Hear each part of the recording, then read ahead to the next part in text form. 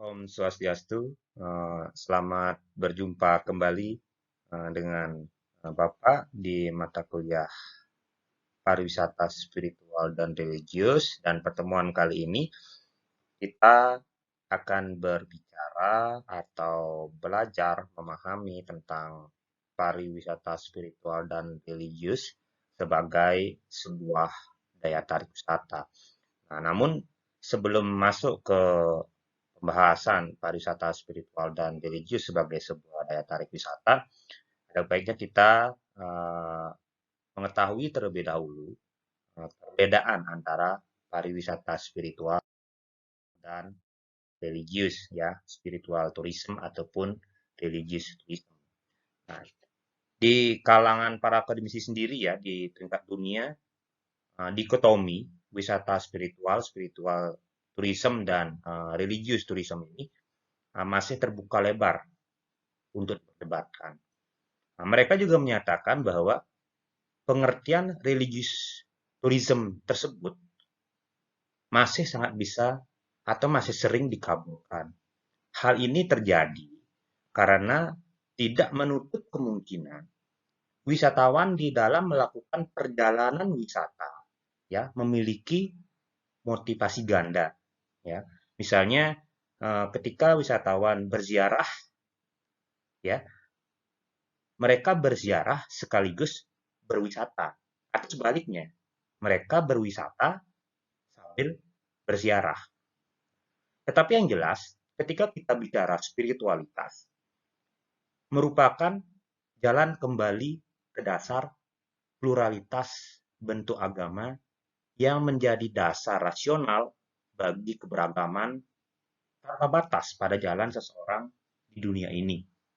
Nah, spiritualitas itu adalah hal alami dan sangat bersifat universal, dan oleh karenanya tidak dapat hanya dikaitkan dengan budaya dan agama tertentu saja.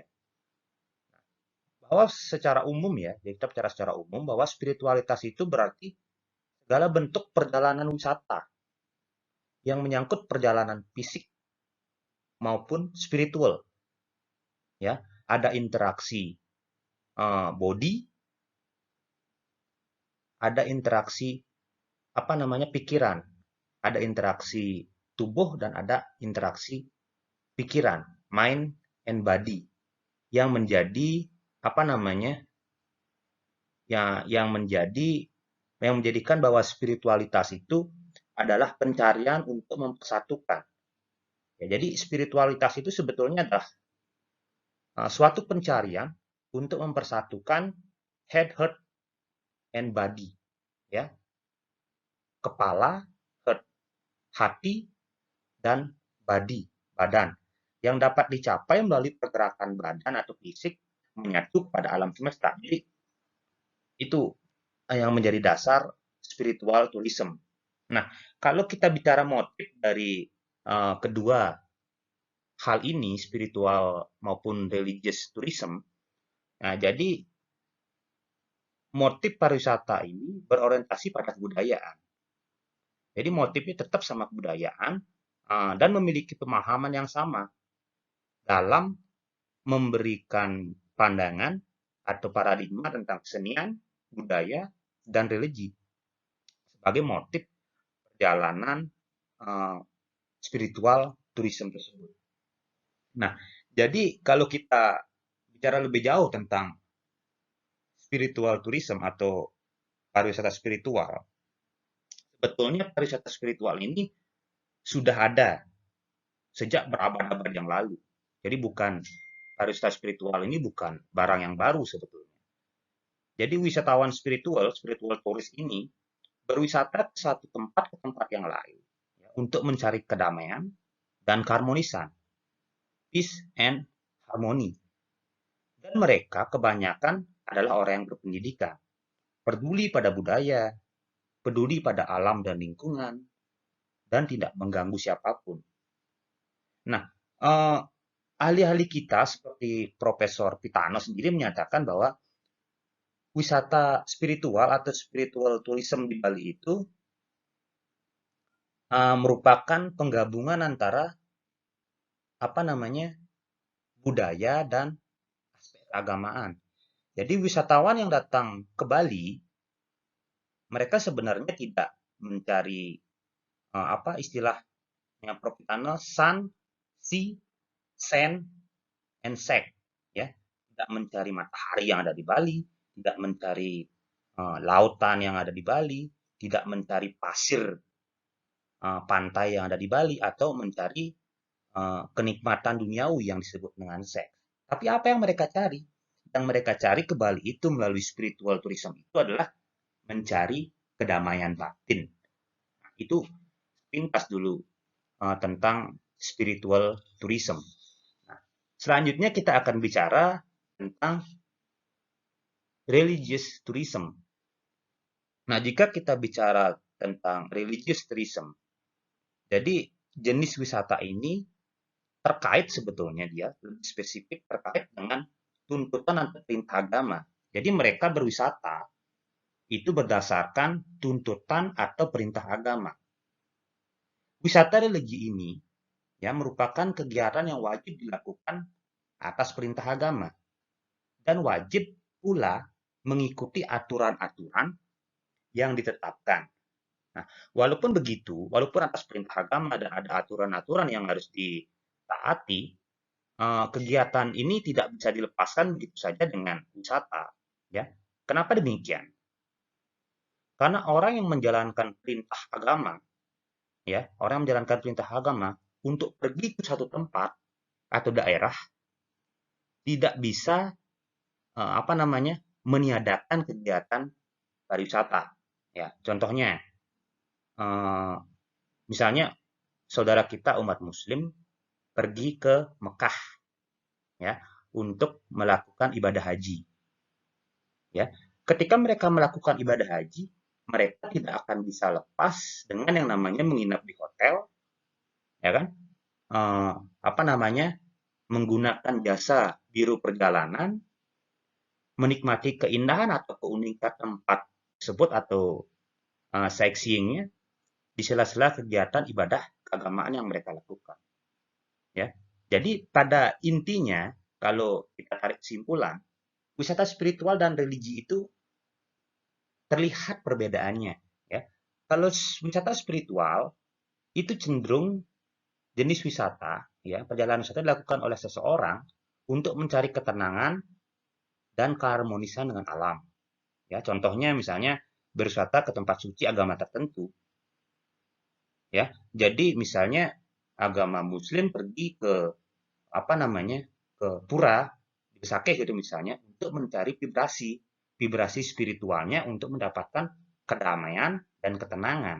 Nah, begitu juga dengan mencari gunung, pantai, monumen, atau tempat apapun itu yang dirasa mampu memancarkan vibrasi spiritualitas dalam rangka mencari peace and harmony tadi.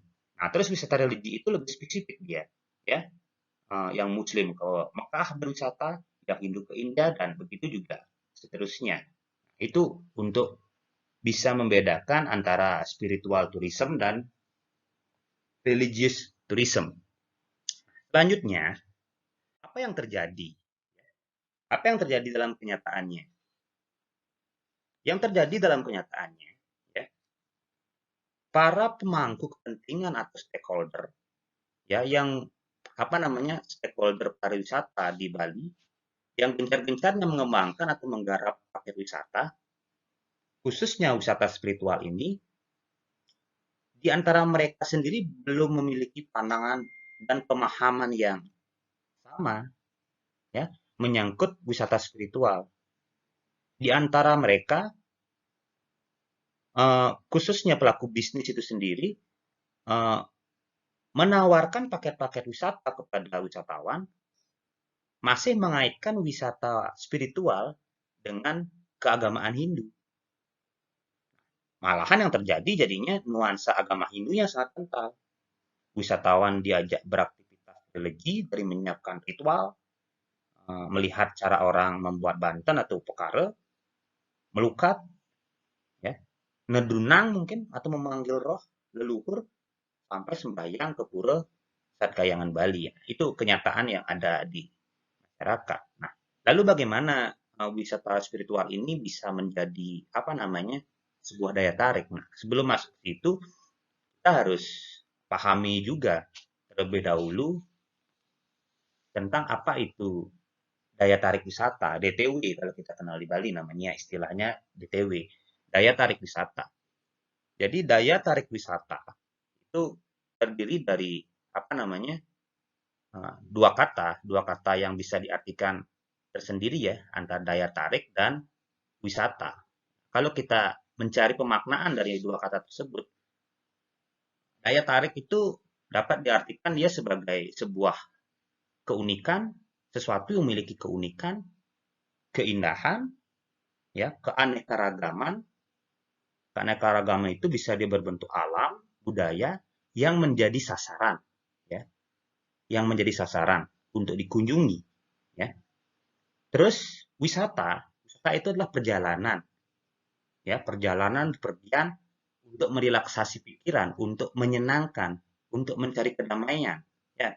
Jadi kalau digabungkan, daya tarik wisata itu adalah suatu yang memiliki keunikan, keindahan, keanekaragaman alam ataupun budaya yang dimiliki oleh masyarakat, ya, yang menjadi sasaran, ya, sasaran untuk dikunjungi oleh para wisatawan. Itu barangkali kalau kita carikan pengertiannya dari kata-kata yang membentuk kata daya tarik wisata itu sendiri.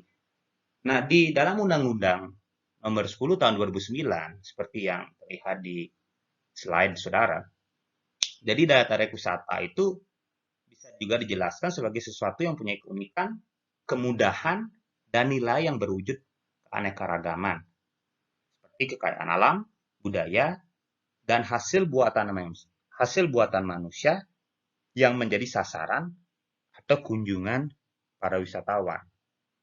Nah, selanjutnya kalau kita bicara misalnya tentang apa namanya daya tarik wisata, jadi secara umum, secara garis besar, daya tarik wisata itu bisa dikelompokkan dia menjadi dua. Ya, yang pertama itu adalah daya tarik wisata alamiah, dan yang kedua daya tarik wisata buatan. Nah, jadi pembedaannya jelas, alami itu adalah tentang daya tarik wisata yang merupakan ciptaan Tuhan, dan yang kedua buatan itu ya daya tarik wisata yang dibuat oleh manusia itu sendiri sebagai insan pelaku yang bergerak di industri pariwisata. Kalau kita lebih spesifik lagi berbicara tentang apa namanya pengelompokan daya tarik wisata itu, misalnya kita bicara dulu tentang daya tarik wisata alamnya itu sebetulnya ada sangat banyak ya.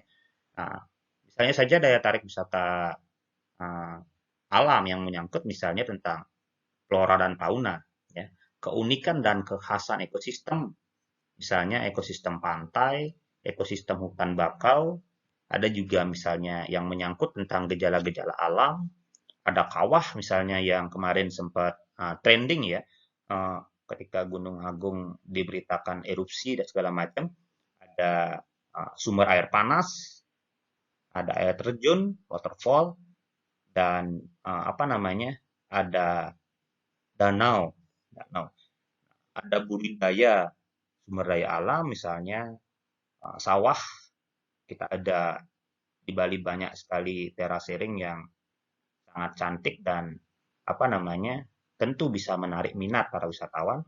Ada perkebunan, ada peternakan, dan ada juga usaha perikanan. Nah, selain itu, selain wisata alam itu mungkin ada juga yang bisa disebut dengan daya tarik wisata minat khusus misalnya ya. Jadi minat khusus.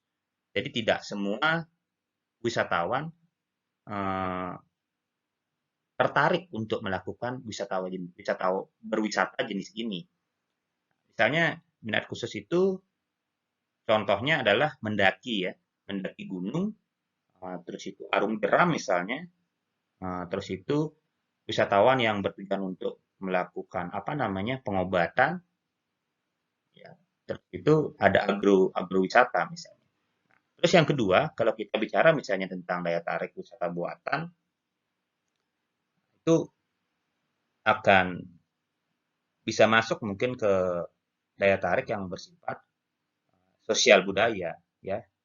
Jadi misalnya berwisata ke museum, berwisata ke peninggalan-peninggalan sejarah, menyaksikan upacara-upacara adat yang ada di Bali gitu misalnya, menyaksikan seni pertunjukan yang bersifat atraksi, dan melihat kerajinan, cara apa namanya, melihat proses pembuatan kerajinan, ya. Itu bisa diklasifikasikan dia ke dalam daya tarik wisata buatan. Jadi yang jelas, alamiah dan buatan itu adalah menyoal tentang ciptaan Tuhan dan ciptaan manusia itu sendiri sebagai pelaku pariwisata. Nah, lanjut, bagaimana suatu objek itu, ya, bagaimana suatu objek itu bisa dikatakan memenuhi unsur untuk menjadi sebuah DTW, untuk menjadi sebuah daya tarik wisata. Yang pertama itu harus ada what to see, ya. Ada 5 W ya di sini. What to see, what to do, what to buy, what to arrive, where to stay. What to see itu apa yang dapat disaksikan di situ, ya. Ada atraksi budaya apa di situ. Idealnya di tempat wisata itu harus ada objek, ya, dan atraksi wisata yang untuk menjadi magnet untuk dikunjungi, itu minimal ya harus berbeda dengan apa yang dimiliki oleh daerah lain. Dengan kata lain, daerah tersebut harus memiliki daya tarik khusus dan atraksi budaya yang berbeda, yang bisa dijadikan entertain bagi wisatawan. Itu kira-kira what to see-nya. Terus what to do. What to do itu fasilitas rekreasi apa atau akomodasi apa yang bisa dimanfaatkan atau disaksikan di situ. Di what to do ini kebanyakan dia akan membahas tentang fasilitas, ya, fasilitas rekreasi yang dapat membuat wisatawan itu betah tinggal berlama-lama di tempat itu. Ya, maksudnya sesuatu aktivitas yang dapat dilakukan di tempat itu yang tentu menarik bagi mereka sehingga mereka memutuskan untuk berlama di suatu tempat yang mereka tuju tersebut. Nah, terus yang ketiga, what to buy. What to buy di sini adalah tempat tujuan wisata itu harus tersedia fasilitas untuk berbelanja, ya, terutama barang-barang souvenir, kerajinan rakyat, misalnya kerajinan rakyat sebagai oleh-oleh untuk dijadikan buah tangan atau oleh-oleh ketika mereka kembali ke tempat asalnya. Terus yang keempat, what to arrive it. Jadi di dalam sub ini mungkin akan kebanyakan membahas bagaimana kita mengunjungi daya tarik wisata tersebut. Jadi prosesnya, bagaimana aksesibilitas menuju ke tempat tersebut, berapa lama mereka sampai ke tempat tersebut, itu yang harus menjadi perhitungan suatu objek itu bisa dikatakan memiliki sebuah daya tarik. Terus yang selanjutnya, where to stay, di mana mereka tinggal, ya. Jadi bagaimana wisatawan itu akan tinggal untuk sementara, adakah penginapan di situ, ya, apakah itu hotel berbintang atau non berbintang dan sebagainya. Itu menjadi pertimbangan-pertimbangan kelima unsur itu untuk menentukan layak atau tidaknya sebuah objek untuk dijadikan daya tarik wisata. Nah, ini mungkin tidak asing lagi ya. Jadi ini adalah salah satu objek wisata spiritual yang ada di Singaraja, yaitu pura Ponjok Batu. Nah, jadi kita ada exercise ya. Jadi silakan nanti adik-adik yang ikut mata kuliah ini analisa kelima unsur daya tarik wisata tadi, what to see, what to do, what to buy, what to arrive, what to stay, dari daya tarik objek wisata Pura Pondok Batu tersebut. Apa saja selain kelima unsur itu yang harus diketahui dari Pura Pondok Batu? Nah, yang pertama mungkin bisa adik-adik tulis bentuk dan strukturnya, bagaimana sejarah Pura Pondok Batu itu sendiri, tujuan dan fungsi Pura Pondok Batu itu untuk pengempon ataupun masyarakat di sekitarnya atau masyarakat Bali pada umumnya, terus filosofi dari Pura Pondok Batu itu sendiri. Jadi exercise-nya kalian menganalisa Pura Pondok Batu itu pertama dilihat dia dari 5 unsur, ya. Sebuah objek bisa dijadikan sebuah daya tarik. Nah, terus yang kedua, ya, kalian juga harus mendeskripsikan bentuk dan struktur Pura Pondok Batu. Terus yang kedua, sejarahnya seperti apa. Yang ketiga, tujuan dan fungsinya. Yang keempat, filosofinya. Nah, exercise ini mungkin kalian bisa kerjakan melalui penugasan terstruktur untuk pertemuan ke selanjutnya hingga 2 minggu ke depan. Jadi di minggu ketiga setelah pertemuan ini, tugas ini sudah bisa dikumpulkan. Ya, jadi mungkin demikian dulu pertemuan kita hari ini. Mudah-mudahan ada manfaatnya. Pak tutup dengan Paramo Santi. Om Santi Santi Santi.